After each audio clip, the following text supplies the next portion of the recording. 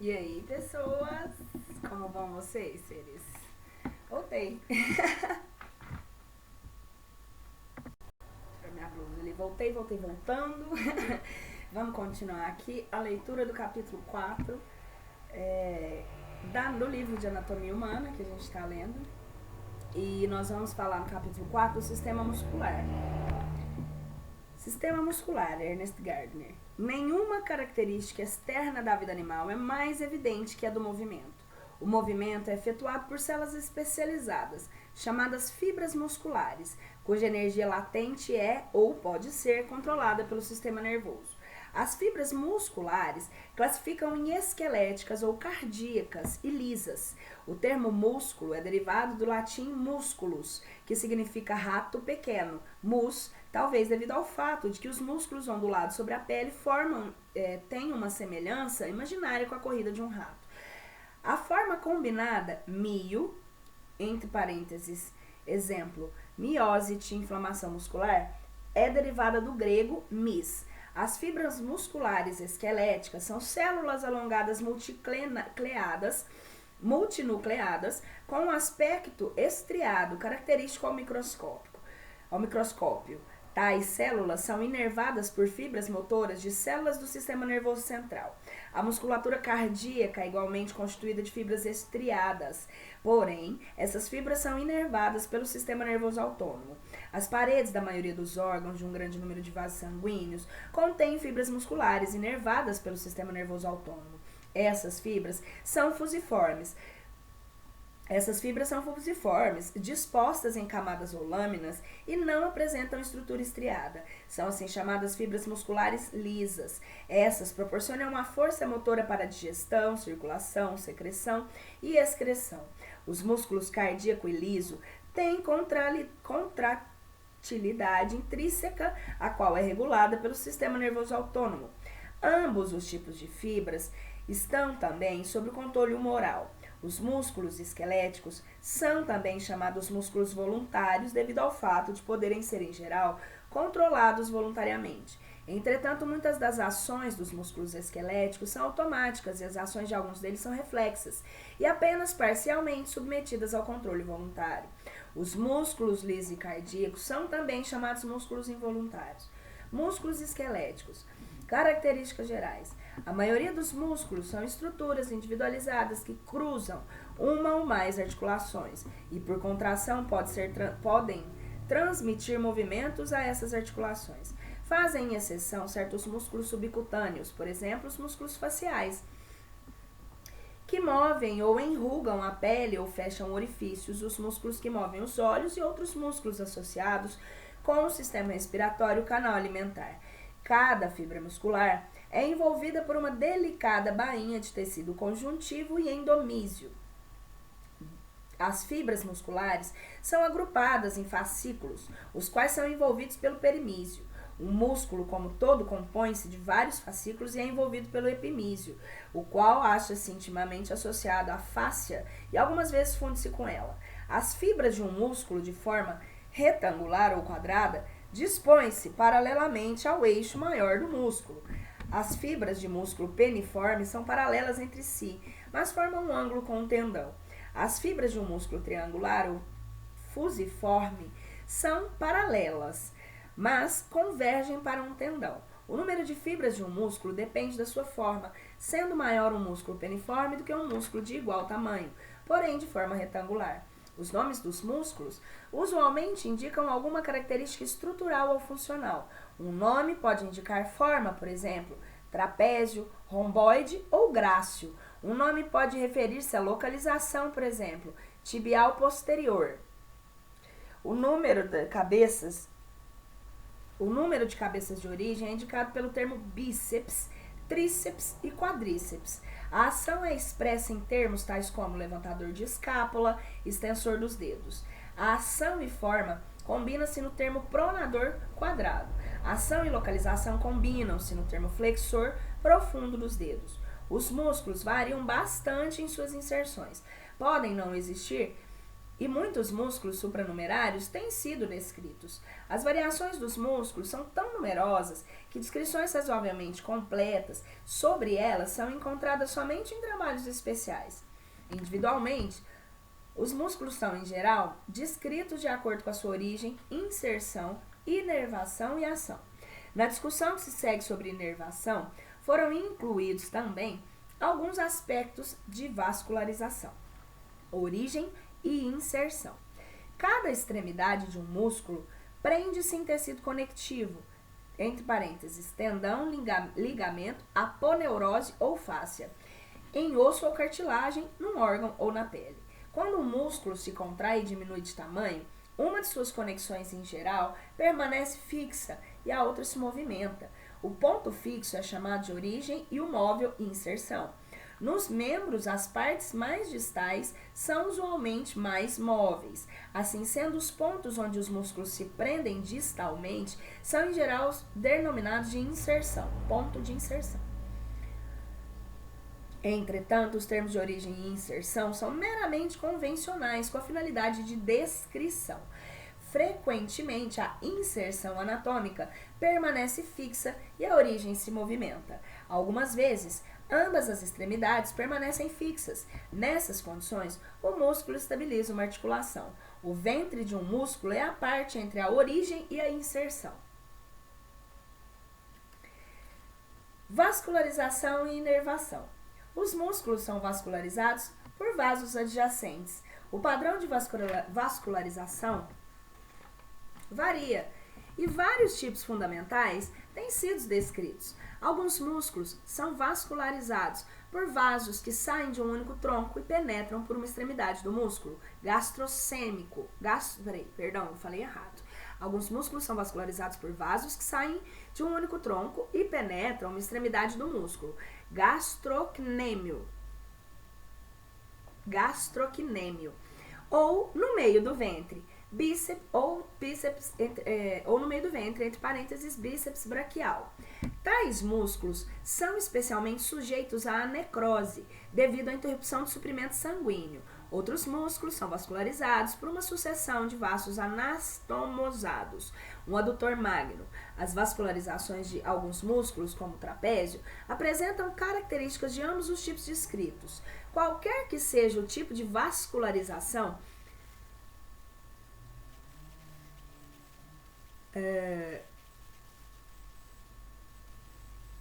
qualquer tipo que seja vascularização, as artérias penetram no músculo e se ramificam repetidas vezes e formam um extenso leito capilar. Cada músculo é inervado por um ou mais nervos, cujas fibras em geral são provenientes de vários nervos espinais. Entretanto, alguns grupos musculares são inervados principalmente, se não completamente, por um segmento na medula espinal. Por exemplo, as fibras motoras que inervam os fluxos intrínsecos da mão têm origem no primeiro segmento torácico da medula. Não muito raramente, os músculos de funções semelhantes são inervados pelo nervo periférico. Geralmente, os nervos penetram na face profunda de um músculo. O ponto da entrada é conhecido como ponto motor de um músculo porque o estímulo elétrico é mais eficiente neste ponto. As fibras nervosas são muito mais sensíveis aos estímulos elétricos que as musculares. Assim, o estímulo elétrico ativa o nervo e não o músculo. O estímulo mais eficiente do ponto motor, o estímulo é mais eficiente no ponto motor, porque neste ponto as fibras nervosas acham-se agrupadas no feixe comum. Nota: os nervos para os músculos contêm fibras motoras sensitivas, sendo que estas representam metade ou mais das fibras. As fibras motoras são de dois tipos, grossas e finas. As fibras motoras grossas, às vezes denominadas fibra alfa, são os axônios das células motoras do tronco encefálico da medula espinal. Cada axônio, depois de penetrar no músculo, divide-se muitas vezes. Cada ramo forma então uma terminação motora na superfície de uma fibra muscular. Em consequência da ramificação de seu axônio, uma célula nervosa motora inerva várias fibras musculares esqueléticas. Essa célula, seu axônio e as fibras musculares inervadas por ela constituem uma unidade motora. O número de unidades motoras de um músculo depende do número de suas fibras e do número de fibras musculares em uma unidade. No homem, alguns músculos têm menos de 100 fibras musculares por unidade motora, enquanto outros podem ter entre 1.500 e 2.000. A capacidade de graduar a força da concentração muscular depende do número de unidades motoras em um determinado músculo.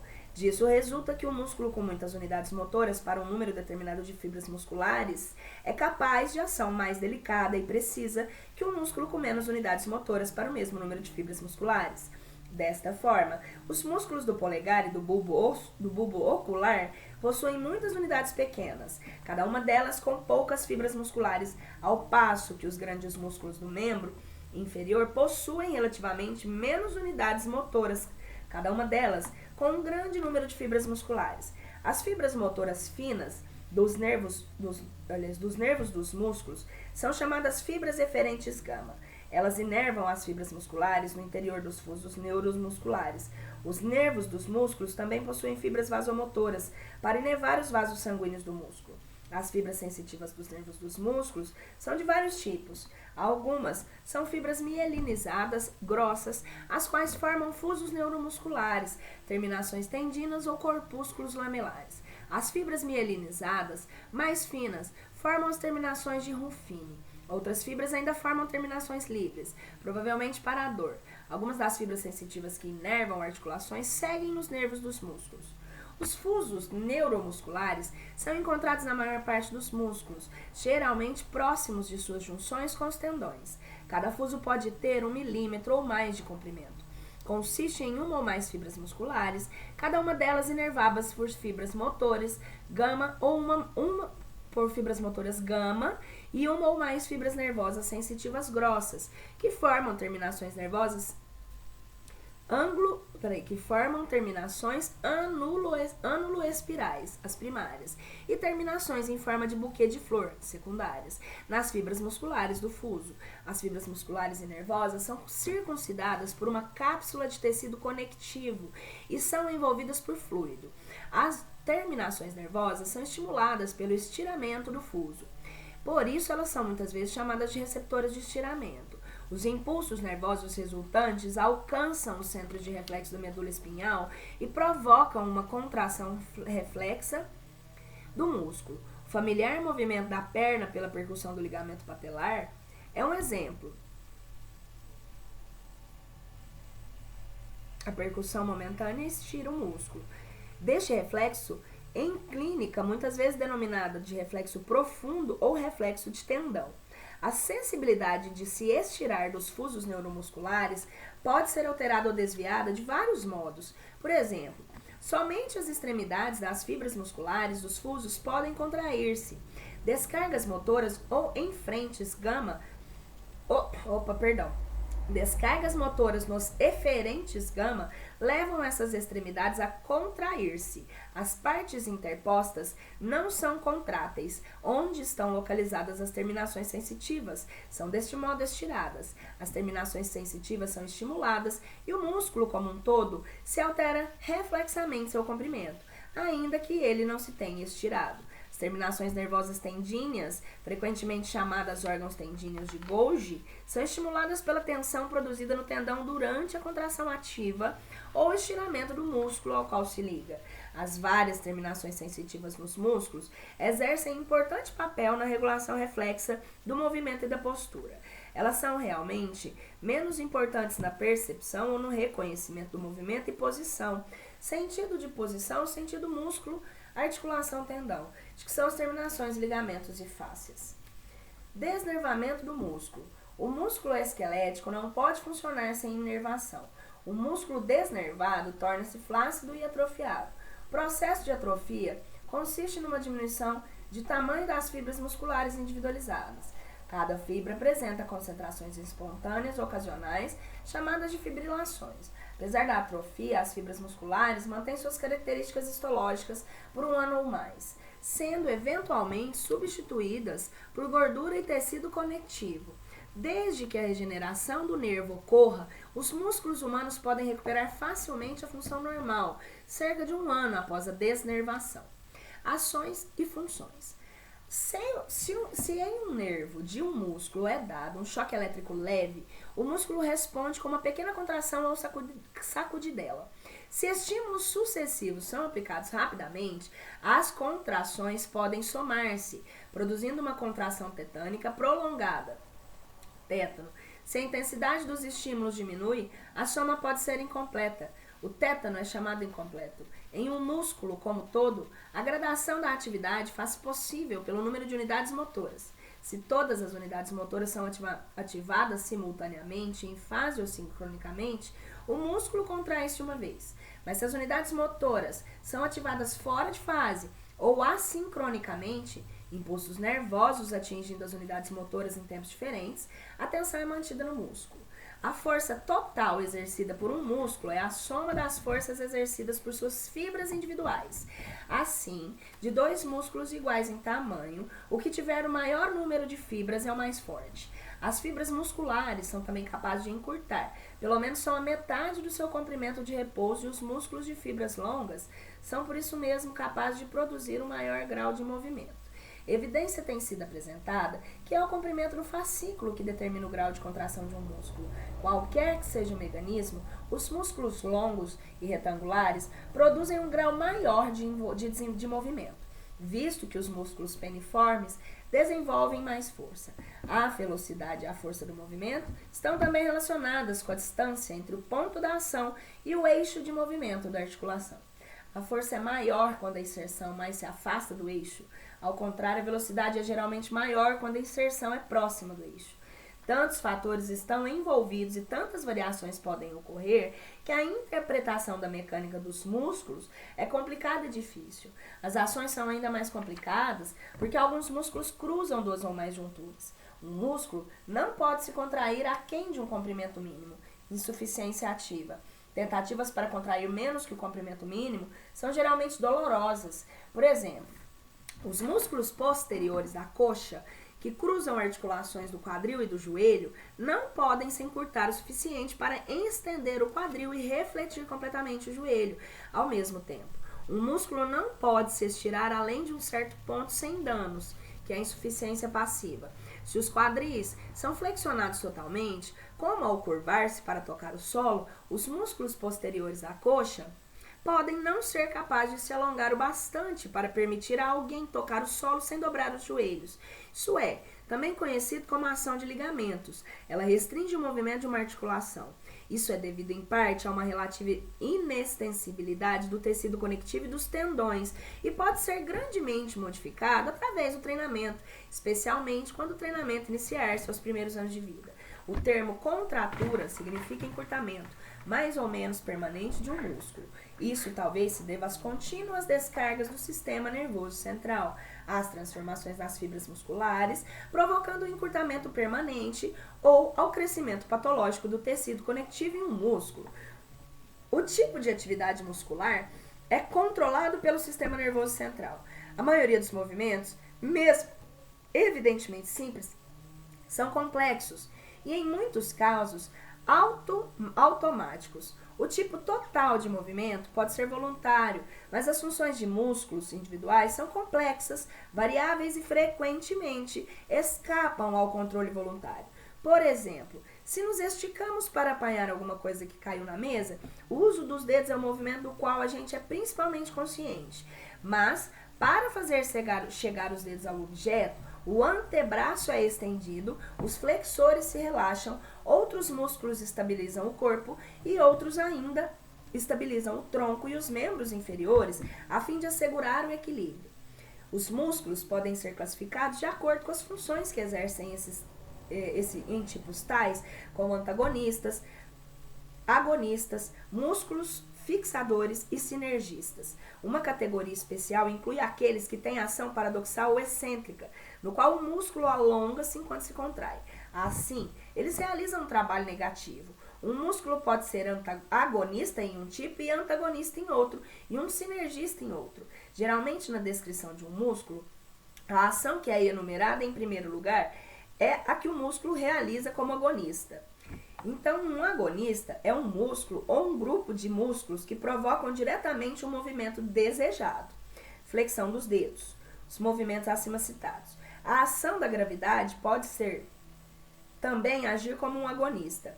Por exemplo, se uma pessoa segura um objeto e o desce até uma mesa, a gravidade provoca a descida. A única ação muscular envolvida é de controlar o grau do abaixamento, um exemplo de ação paradoxal. Antagonistas ou opostos são músculos que diretamente se opõem ao movimento considerado. Assim, o tríceps braquial, qual é o extensor do antebraço, quando age como um agonista, é o antagonista dos flexores do antebraço. Dependendo da intensidade e força do movimento, os antagonistas podem relaxar-se ou, por processo de alongamento durante a contração, podem controlar o movimento e torná-lo suave e livre de vibrações e preciso. O termo antagonista é pobre porque tais músculos cooperam mais do que se opõem. A gravidade pode também agir como um antagonista, como acontece quando o antebraço é flexionado de sua posição anatômica. Músculos fixadores apresentam uma grande variedade de funções. Geralmente, eles estabilizam articulações ou partes delas, mantendo assim postura ou posição enquanto o antagonista age.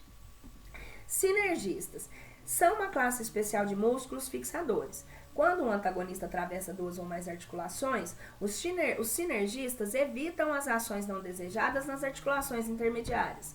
Assim, os músculos longos que flexionam os dedos flexionariam ao mesmo tempo o punho, se este não fosse estabilizado por seus extensores, os quais agem como sinergistas nesse movimento particular. Teste dos músculos. 5 métodos principais são utilizados para determinar a ação de um músculo. São o método anatômico, a palpação, o estímulo elétrico, a eletromiografia e o método clínico. Nenhum desses métodos separadamente é suficiente para fornecer a informação completa e precisa sobre ações e funções dos músculos.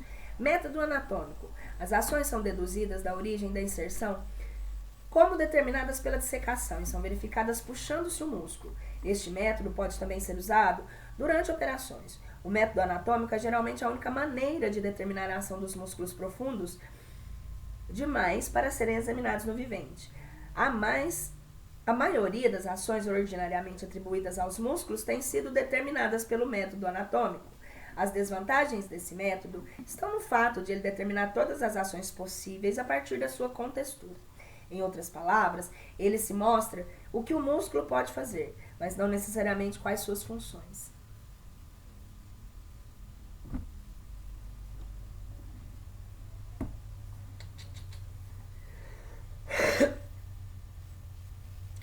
Então, isso aqui seria abdução, isso aqui seria adução, isso aqui seria o controle, né? Nem abaixar, nem descer. Palpação. Este é um método natural ou fisiológico. Pede-se ao indivíduo para executar um certo movimento e o examinador observe e apalpa os músculos que concorrem para esse movimento. O movimento pode ser realizado sem carga ou peso extra ou com gravidade reduzida, tanto quanto possível por um apoio ou pela posição de decúbito. Alternativamente, o movimento pode ser realizado contra a gravidade, como acontece quando se reflete o antebraço a partir da posição anatômica, com ou sem sobrecarga. Finalmente, a ação pode ser testada com o auxílio de um peso extra, simplesmente fixando-se o membro por uma força oposta. Por exemplo, o examinador pede ao indivíduo para refletir o seu antebraço e, ao mesmo tempo, segura-lhe o antebraço para evitar a flexão. A palpação dos músculos que se contraem contra uma resistência oferecer melhor e mais simples maneira de se aprender as localizações e ações dos músculos no corpo vivo. A palpação é também um método mais simples e mais direto para se testar os músculos fracos ou paralisados e é largamente usada por pessoas que trabalham com pacientes que apresentam paralisia ou músculos deficientes. A palpação tem certas desvantagens. Os músculos profundos não podem ser atingidos. Vários músculos participam quando vários músculos participam de um determinado tipo de movimento. Talvez não seja possível determinar as funções de cada músculo apenas pela palpação. Estímulo elétrico. O estímulo elétrico de um músculo sob seu ponto motor leva o músculo a contrair-se e a permanecer contraído se estímulos repetidos forem usados. Tem a vantagem de poder ser usado em pessoas vivas, embora os músculos profundos sejam inacessíveis. Este é um método valioso, mas com algumas desvantagens. como o método anatômico, ele mostra aquilo que o músculo pode fazer, mas não necessariamente quais são suas funções. Além do mais, os resultados podem ser falsos. Se o músculo deltoide, o qual se prende à escápula e ao húmero, é estimulado, ambos os ossos se movem e a ponta do ombro se deprime. Quando o deltoide age normalmente, a escápula é fixada por outros músculos a fim de que o húmero possa ser abduzido. Em outras palavras, a ação de um músculo determinada a partir da textura pode não ser correta ou natural. O método elétrico tem a vantagem de mostrar que um músculo não pode fazer, isso é, importante para a avaliação de ações determinadas por outros métodos. Eletromiografia. Como ficou descrito atrás, a contração mecânica de uma fibra muscular é precedida por um impulso transmitido. Um impulso que pode ser averiguado e registrado por instrumentos apropriados da mesma forma que o impulso nervoso.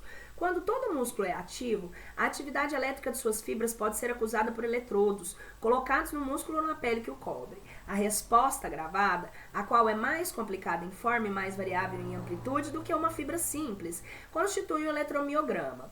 Os instrumentos gravadores são organizados de maneira a permitir o registro de vários músculos simultaneamente. Isso faz da eletromiografia um método valioso para o estudo dos tipos de atividade. A eletromiografia, como a palpação, podem, portanto, ser classificados como métodos naturais ou fisiológicos. Finalmente, o padrão eletromiográfico pode ser alterado por doenças dos nervos ou do músculo. A eletromiografia, assim, pode ser usada como um auxiliar nos diagnósticos. As desvantagens são as mesmas da palpação, especialmente a dificuldade de avaliação da função precisa de um músculo que participa de um determinado tipo de movimento. Por exemplo, a eletromiografia mostra de um modo especial que o músculo extensor da fáscia lata se contrai quando se estende a perna, mas se tomar cuidado de imobilizar o quadril, evitando sua flexão, uma das principais funções do músculo, desaparece a atividade durante a extensão da perna. Além disso, o tensor da fáscia lata também contrai durante a abdução da coxa. Todavia, não abduz a coxa quando estimulada eletricamente. Ele pode agir como antagonista durante a abdução. Método clínico. O estudo em pacientes que apresentam músculos ou grupos musculares paralisados oferece informação valiosa sobre a função muscular, principalmente por determinar quais funções estão perdidas. Porém, deve-se ter muito cuidado. Em alguns distúrbios do sistema nervoso central, um músculo pode estar paralisado em um determinado movimento, mas tomar parte em um outro. Mesmo em presença de lesões de nervos periféricos ou comprometimento direto do músculo, os pacientes podem aprender os movimentos especiais com outros músculos que compensam ou mascaram a fraqueza ou paralisia. Reflexos e tônus muscular. Muitas ações musculares são de natureza reflexa, isso é, são produzidas por impulsos sensitivos que atingem a medula espinal e ativam as células motoras. O rápido afastamento de um dedo se queima e o pestanejar das pálpebras quando alguma coisa toca a córnea são exemplos de reflexos. O estímulo de terminações proprioceptivas nos músculos, tendões e articulações dá uma variedade de ações reflexas, as quais são importantes em mecanismo de postura e locomoção.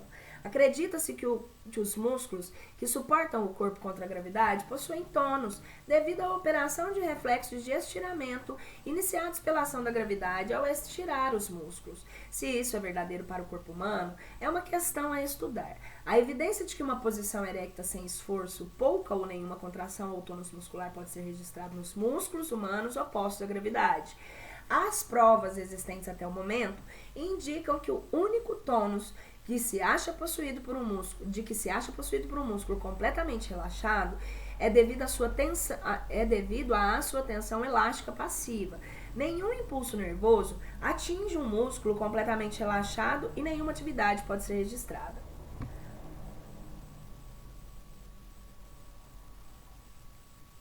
Estrutura e função. Cada fibra de um músculo esquelético é uma célula longa, entre parênteses 1,5 a 3, 1,5 ou mais de 3 centímetros, multinucleada, que consiste de uma massa de miofibrilas com espessuras de cerca de 1 a 2 microns cada uma. As miofibrilas colocam-se paralelamente ao eixo maior da fibra, a qual é envolvida por uma membrana aparentemente sem estrutura, o sarcolema. A aparência estriada da fibra muscular resulta do fato que as diferentes partes das miofibrilas apresentam diferentes índices de refração.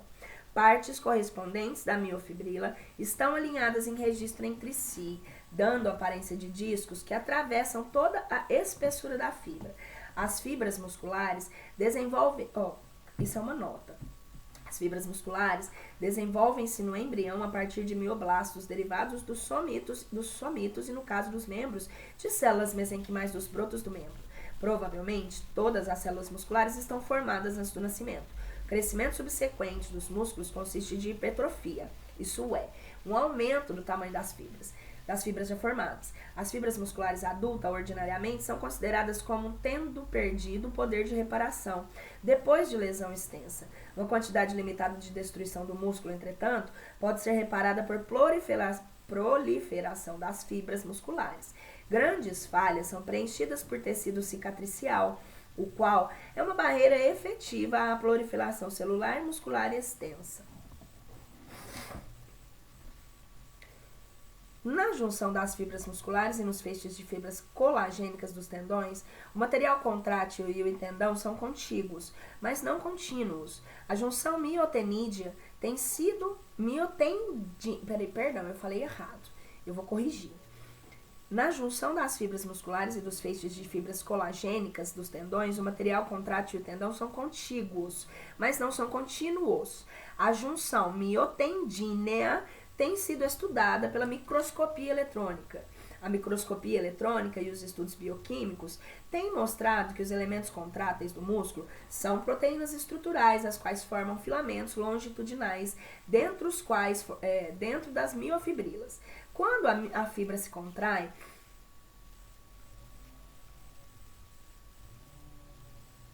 um rearranjo de sua estrutura capacita-lhe encurtar-se e executar o trabalho contra um peso externo. Este encurtamento é devido a mudanças moleculares associadas com a interação de moléculas proteicas com as moléculas que fornecem energia, que são adenosina trifosfato. Estas mudanças moleculares levam a alterações na configuração e arranjo dos filamentos proteicos. A energia latente do sistema contrátil é normalmente liberada somente quando o impulso nervoso atinge a fibra muscular. Transmissão neuromuscular. Os fenômenos de transmissão neuromuscular, os músculos esqueléticos de vertebrados, são baseados em princípios que parecem ser aplicáveis a todos os vertebrados. Informação a respeito dos fenômenos semelhantes em invertebrados é ainda inteiramente limitada.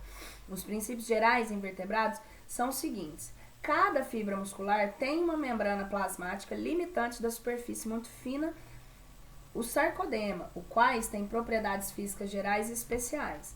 Quando uma fibra está em repouso, a superfície externa da membrana é positiva em relação à interna por cerca de 30 a 100 mV.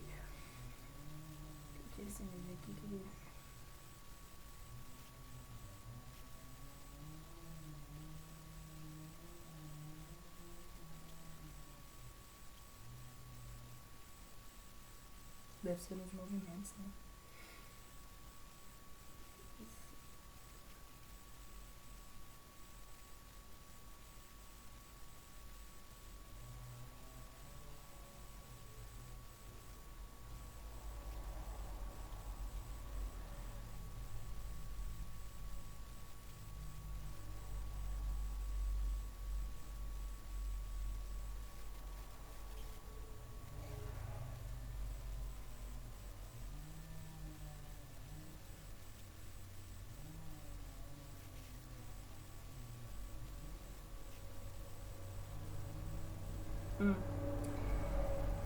É uma unidade de medida esse aqui, só que eu não entendi, gente.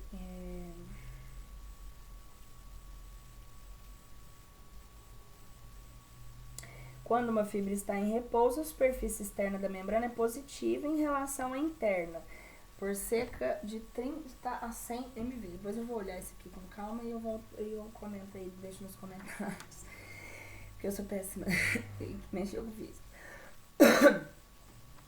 O impulso nervoso chegado a uma placa motora libera um mediador, aliás, uma redução no potencial da membrana pode levar a fibra muscular a contrair-se. O controle nervoso da contração é indireto, sendo sempre executado por mudança no potencial da membrana.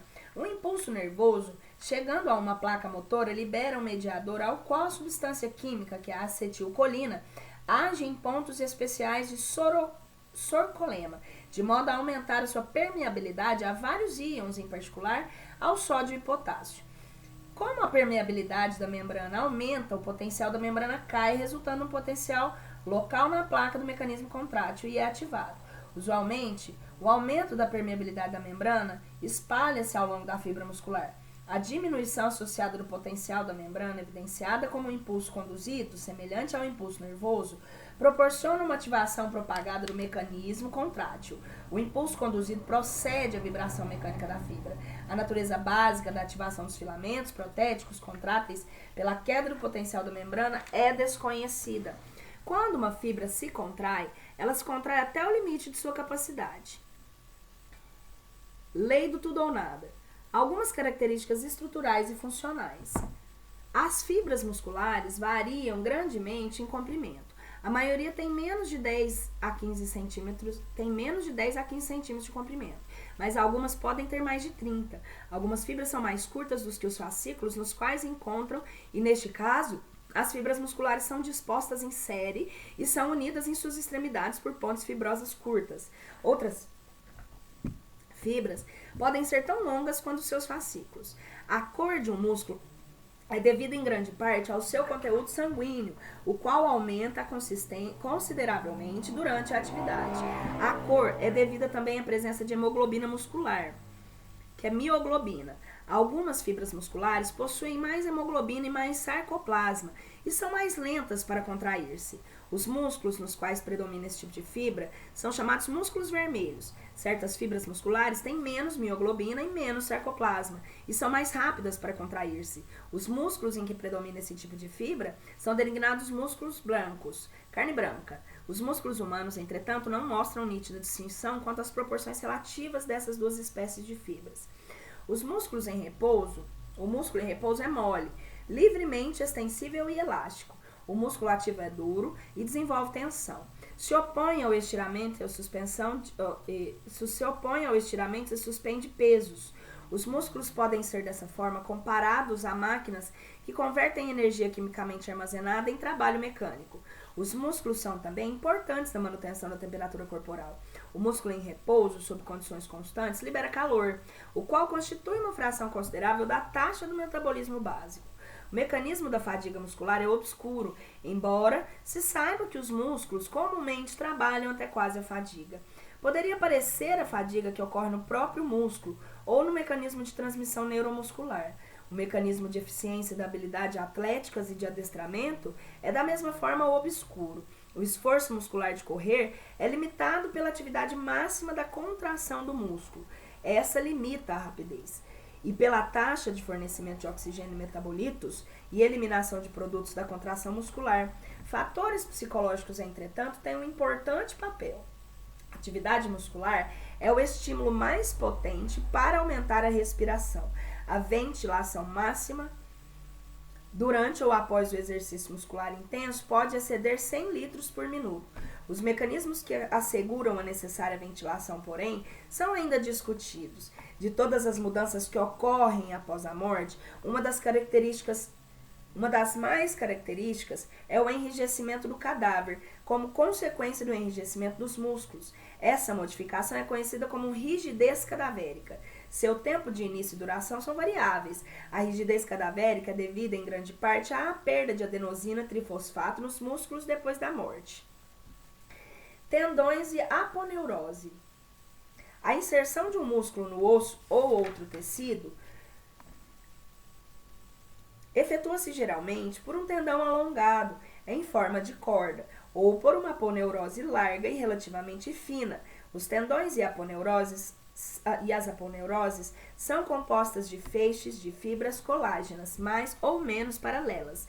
Os tendões são envolvidos pelo peritendão de uma bainha fibroelástica muito fina, de tecido conectivo frouxo, ao qual penetra entre os feixes. As fases de aponeurose são encobertas por um tecido semelhante, onde os tendões se inserem no osso, os feixes das fibras colágenas abrem-se em forma de leque no periósteo. Os tendões são inervados por fibras sensitivas que saem de nervos de músculos. Recebem também fibras sensitivas dos nervos superficiais ou dos nervos profundos que se localizam nas vizinhanças. Os tendões são geralmente vascularizados por artérias que se anastomosam nos tendões para construir uma única artéria longitudinal, acompanhada por veias e vasos linfáticos. As necessidades vasculares dos tendões são muito pequenas. Os tendões podem ser cortados e transplantados com uma relativa integridade. Os tendões são destruídos e muito lentamente por processos inflamatórios. Os tendões infectados cicatrizam-se devagar. Bainhas tendíneas sinoviais. Onde os tendões correm em túneis osteofibrosos, por exemplo, na mão e no pé, eles são cobertos por bainhas sinoviais de dupla camada. O mesotendão, que é o tecido que forma a continuidade entre as camadas sinoviais, leva os vasos sanguíneos até o tendão. A camada interna da bainha sinovial funde-se com o epitendão. O fluido da cavidade da bainha é semelhante ao líquido sinovial e facilita o movimento através da diminuição da fricção. O revestimento da bainha, como a membrana sinovial, é extremamente celular e vascular. Reage a infecções e traumatismos por seu poder de fabricar mais fluido e proliferação celular. Tais reações podem resultar em aderências entre duas camadas e uma consequente restrição do movimento do tendão. Bolsas.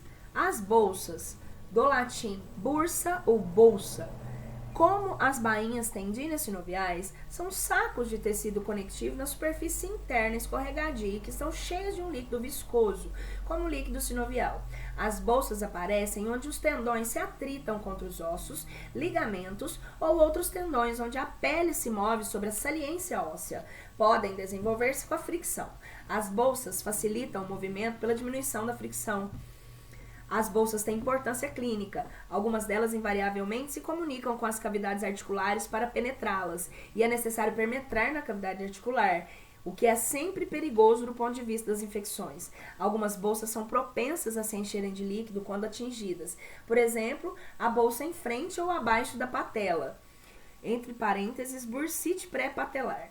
Fáscia. Fáscia é um material envolvente, um tecido conectivo que permanece entre as áreas de tecidos mais especializados, como o muscular. A fáscia forma membranas fibrosas que separam os músculos entre si e os revestem por tal motivo, e é frequentemente chamada de fáscia profunda. Dentre as suas várias funções, incluem a de proporcionar origens de inserções aos músculos, servindo de bainha elástica aos músculos e formando faixas especializadas de retenção, retináculos. E elas proporcionam caminhos de vasos e nervos e envolvem essas estruturas como bainhas neurovasculares. Permitem o deslizamento de uma estrutura sobre outra. A mobilidade, a elasticidade, o deslizamento da face no vivente nunca podem ser observados por dissecação do material embalsamado. O revestimento principal pela face de alguns músculos não se distingue do epimísio. Outros músculos são mais evidentemente separados da fáscia e mais livres para moverem-se contra músculos adjacentes. Em qualquer dos dois casos, todavia, os músculos ou grupo de músculos são geralmente separados por septos intermusculares, que são prolongamentos profundos da fáscia. No membro inferior, a volta do sangue ao coração é dificultada pela gravidade e ajudada pela ação muscular. Entretanto, os músculos se encheriam de sangue se não fosse o vigoroso revestimento facial desses músculos, dando-lhes a função de meia elástica. O revestimento também evita o abaulamento exagerado durante a contração, tornando assim a contração muscular mais eficiente na propulsão do sangue. A fáscia é mais ou menos contínua em todo o corpo, mas obedece diferentes nomes de acordo com a região. Por exemplo, fáscia peitoral. Ela se fixa às saliências superficiais dos ossos, aos quais ela reveste, confundindo-se com o periósteo, e por meio dos septos intermusculares. Está mais profundamente inserida no osso. A fáscia pode limitar ou controlar a difusão do pus. Quando encurtada por causa da lesão ou doença, a fáscia pode limitar o movimento de uma articulação. Tiras da fáscia algumas vezes são usadas para reparar defeitos de tendões ou aponeuroses. A maior parte das camadas fasciais são escassamente inervadas por terminações nervosas livres e por terminações encapsuladas simples e pequenas. Terminações proprioceptivas são numerosas nas aponeuroses e nos retináculos. Essa abundância sugere que essas estruturas têm uma função sinestética, tanto quanto mecânica. E nós ficamos por aqui. Até o próximo capítulo do sistema nervoso. Um beijo!